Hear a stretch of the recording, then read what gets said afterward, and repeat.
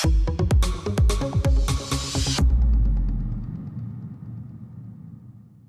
guys, welcome to CSS tutorial for beginner in Hindi series.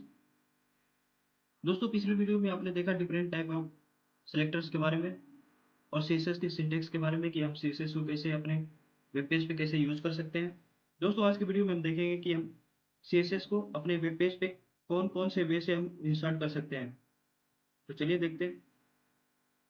Gas CSS को हम 3 वे से insert कर सकते हैं अपने वेब पेज में। एक या तो हम एक्सटर्नल स्टाइल शीट बना के कर सकते हैं, या फिर इंटरनली हम HTML फाइल के अंदर ही हम CSS को अप्लाई कर सकते हैं, या फिर इनलाइन स्टाइल कर सकते हैं, यानी कि हम किसी टैग के अंदर ही स्टाइलिंग हम प्रोवाइड कर सकते हैं CSS की। तो चलिए इनका हम प्रैक्टिकल एग्जांपल देखते हैं कि हम कैसे कर सकते हैं। सबसे पहले मैं इसमें से तीसरा जो इनलाइन स्टाइल है इसको हम कैसे अप्लाई करते हैं अपने वेब पेज पे इस CSS को। हम चलिए इसका डेमो देखते हैं। दोस्तों ये मैंने पिछले वीडियो में बनाया था। अब हम इनलाइन स्टाइल की बात कर रहे हैं, तो हम यहाँ पे इनलाइन का मतलब ये होता है कि हम किसी टैग के अंदर ही उसकी स्टाइलिंग करते हैं, यानी कि किसी स्पेसिफिक, अगर हमें टैग की स्टाइलिंग करनी है, जैसे कि इस पैराग्राफ टैग की हमें स्पेसिफिक स्टाइलिंग करनी है, तो हम इस टैग के अंदर ही स्टाइलिंग करते हैं, उसको हम बोलते हैं इनलाइन स्टाइल। तो हमें इनलाइन स्टाइल करने के लिए हम यहाँ पे टाइप करते हैं स्टाइल, यहाँ पे इक्वल्स टू। अब हम इसमें क्या स्टाइल करना चाहते हैं, जैसे कि कलर जो है, टेक्स्ट का जो कलर है वो रेड हो जाए, तो हम यहाँ पे टाइप करते हैं कलर, इसकी प्रॉपर्टी होगी और रेड इसकी वैल्यू होगी। अब इसको सेव करके इसकी आउटपुट को हम देखते हैं। आप देख सकते हैं ये जो हमने पहला इनलाइन स्टाइल जो लगाया उस उससे ये इसकी कलर की जो वैल्यू है वो चेंज होगी। तो आप ये इजीली देख सकते हैं कि ये एक इनलाइन स्टाइल है। आप किसी भी टैग में आप इंडिविजुअल लगा सकते हैं, जैसे कि यहाँ पे स्टाइल का कलर, इसको कॉपी करके यहाँ पे कलर इसका हम ग्रीन कर दें। इसकी आउटपुट को हम चेक करते हैं, रिफ्रेश करिए, ये देखिए इसका कलर ग्रीन हो गया।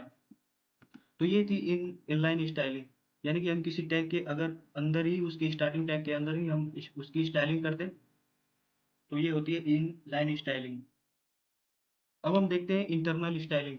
इंटरनल स्टाइलिंग ये होती है कि हम यहाँ पे स्टाइल टैग के अंदर जो स्टाइलिंग करते हैं किसी टैग की या फिर किसी एलिमेंट की, यहाँ पे अगर हमें उसकी स्टाइलिंग हम यहाँ पे डिफाइन करते हैं, तो वो होती है इंटरनल स्टाइल शीट। जैसे कि पिछले भी वीडियो में आपने जो देखा था, जो भी स्टाइलिंग हमने किया था स्टाइल टैग के अंदर, वो थी इंटरनल स्टाइलिंग। आप वहां से भी देख सकते हैं, बट मैं यहाँ पे एक समझा देता हूँ।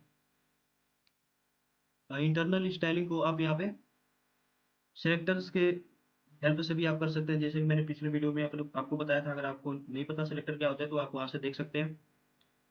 तो जो सिलेक्टर थे उसमें एलिमेंट सिलेक्टर थे, आईडी सिलेक्टर था और क्लास सिलेक्टर था। अब यहाँ पे जो सिंपल मैंने यहाँ पे ये जो एलिमेंट टैग, ये जो टैग है, जो एलिमेंट है, हमने डायरेक्ट उसको एसटी यहाँ पे लिख दिया, तो ये एलिमेंट सिलेक्टर है। अगर हम यहाँ पे हैश लगा दें तो ये आईडी सिलेक्टर हो जाएगा। अगर यहीं पे डॉट लगा दें तो ये क्लास सिलेक्टर हो जाएगा। और यहाँ पे हमें डिफाइन भी करना पड़ेगा, अगर हम आईडी और क्लास सिलेक्टर यूज करते हैं तो। सिर्फ हम यहाँ पे एलिमेंट सिलेक्टर यूज कर रहे हैं, तो इसलिए हम यहाँ पे सिंपल ऐसे लिख देते हैं H1।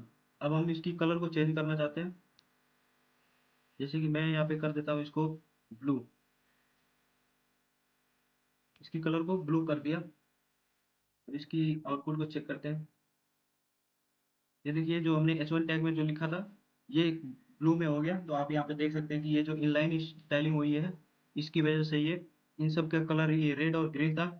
ये एक इंटरनल स्टाइलिंग हुई है, तो यहाँ पे ये स्टाइल टैग के अंदर हमने लिखा है, तो इसका कलर ब्लू हो गया। अब बात करते हैं हम एक्सटर्नल स्टाइल शीट के बारे में।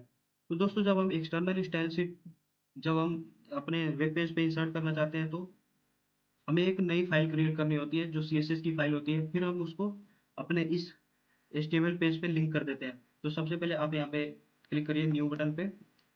यहाँ पे आप जैसे कि हमें स्टाइलिंग करनी है, यहाँ पे एच, एक और हम यहाँ पे टैग ले लेते हैं जिससे आपको समझने में आसानी होगी। यहाँ पे हम H2 टैग ले लिए। This is H2 tag for external style sheet, इससे आपको ये इजीली समझ सकते हैं। तो हमें H2 की करनी है स्टाइलिंग, तो यहाँ पे हम H2 जैसे एज इट इज, आपको ये याद रखना, जिससे जैसे हम यहाँ पे स्टाइल के अंदर लिखते थे, किसी टैग की स्टाइलिंग यहाँ पे करते थे, वैसे ही एज इट इज हमें यहाँ पे सिर्फ लिख देना है उसका टैग, या फिर जैसे भी आप क्लास या सिलेक्टर जो भी यूज़ करते हैं वो आप यहाँ पे लिख दीजिए। फिर हम इसकी कलर को चेंज करना चाहें, कलर में हम यहाँ पे दे देते हैं ग्रे। अब इसको सेव करते हैं। मैं आपको रिकमेंड करूंगा कि आप जहाँ जो भी आपने HTML फाइल बनाई है उसी के सेम लोकेशन पे आप CSS की फाइल बनाएं, या फिर अगर कोई इमेज वगैरह इंसर्ट करते हैं तो आप सबको एक ही जगह रखें, तो आपके लिए आसानी होगी। आप कॉपी करके कहीं पेस्ट करके आप सीधे सीधे उस फाइल को यहाँ पे इंसर्ट कर सकते हैं। अगर आपका किसी और लोकेशन पे आपकी HTML फाइल है, CSS फाइल कहीं और है, आपकी इमेज कहीं और है, तो आपको उसका पाथ लाके आपको HTML फाइल में पेस्ट करना पड़ता है। ये चीज़ मैंने आपको पिछले HTML की सीरीज में आपको बताया था कि एब्सोल्यूट पाथ और रिलेटिव पाथ क्या होता है, तो आप वहाँ से देख सकते हैं। तो हम इस CSS की फाइल को यहाँ पे सेव करते हैं, स्टाइल डॉट CSS, आप कुछ भी नाम दे सकते हैं, लेकिन डॉट CSS इसका एक्सटेंशन लगाना ना भूलें। आप इसको सेव कर लीजिए। हमने ये H2 पे स्टाइलिंग कर लिया और इस फाइल का नाम है स्टाइल डॉट CSS। अब इस पेज पे हम इसको कैसे लिंक करेंगे, आप देखिए यहाँ पे हमें हेड टैग के अंदर और स्टाइल टैग के बाहर ही हमें यहाँ पे एक टैग लगाना होता है लिंक। इसका कोई पेयर टैग नहीं होता, ये सिंपल एक फॉरवर्ड स्लैश लगा के आप इसको ब्रेक क्लोज कर सकते हैं। यहाँ पे हमें टाइप करना होता है रिलेशन स्टाइल शीट, फिर हमें यहाँ पे देना होता है टाइप, ये किस टाइप की फाइल है जो हम इंसर्ट करना चाहते हैं। तो आपको पता है कि वो टेक्स्ट है और CSS फाइल है। एंड देन अब हमें उसका रेफरेंस देना पड़ेगा, यानी कि उसका एड्रेस देना पड़ेगा कि वो फाइल कहाँ पे पड़ी हुई है। तो हम यहाँ पे टाइप करते हैं H reference equals to, file का नेम क्या था, ये स्टाइल डॉट CSS। तो आप यहाँ पे लिख दीजिए एज इट इज। यहाँ पे केस सेंसिटिव है, यानी कि अगर आप कैपिटल में लिखते हैं तो शायद ये आपकी फाइल यहाँ पे वर्क ना करें। तो आप जैसे आपने उसकी फाइल क्रिएट की है एज इट इज यहाँ पे क्रिएट करके आप यहाँ पे टाइप करिए, जरा सा भी मिस्टेक ना करिए। और इसको सेव करके इसकी आउटपुट को हम देखते हैं। ये देखिए, ये हमारी स्टाइल शीट जो है वो इंसर्ट हो गई है, यानी कि ये ग्रे कलर में ये सारा टेक्स्ट हमारा आ रहा है। तो दोस्तों आपने इस तरीके से देखा कि हम अपने HTML फाइल में या फिर वेब पेज पे कैसे हम इंटरनल, इनलाइन और एक्सटर्नल स्टाइलिंग करते हैं। दोस्तों इसमें समझने वाली बात यह है कि सबसे ज़्यादा इसमें प्रायोरिटी तीनों में से किसकी मिलती है। जैसे कि मान लीजिए अगर हम ये पैराग्राफ टैग पे हमने इनलाइन भी लगा दिया, फिर पैराग्राफ टैग पे हमने इंटरनल भी लगा दिया स्टाइलिंग, और यहाँ पे भी हमने एक्सटर्नल फाइल में भी हमने पैराग्राफ की स्टाइलिंग कर दी, तो तीनों में से कौन सा सेलेक्ट करेगा, कौन सी वो स्टाइलिंग को एक्सेप्ट करेगा।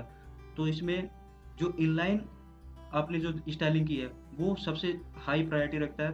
तो आप यहाँ पे जो सेट किए रहेंगे वही उसकी स्टाइलिंग होगी, यहाँ की इंटरनल और एक्सटर्नल दोनों इग्नोर हो जाएंगे। तो इसलिए सबसे ज़्यादा प्रायोरिटी इनलाइन की होती है। तो दोस्तों ये थी स्टाइलिंग के 3 वे के कैसे हम CSS इंसर्ट कर सकते हैं अपने वेब पेज में। दोस्तों अगर आपको ये वीडियो अच्छा लगा तो वीडियो को लाइक करें, कमेंट सेक्शन में कमेंट करें, मेरे चैनल को सब्सक्राइब करें। तब तक के लिए धन्यवाद।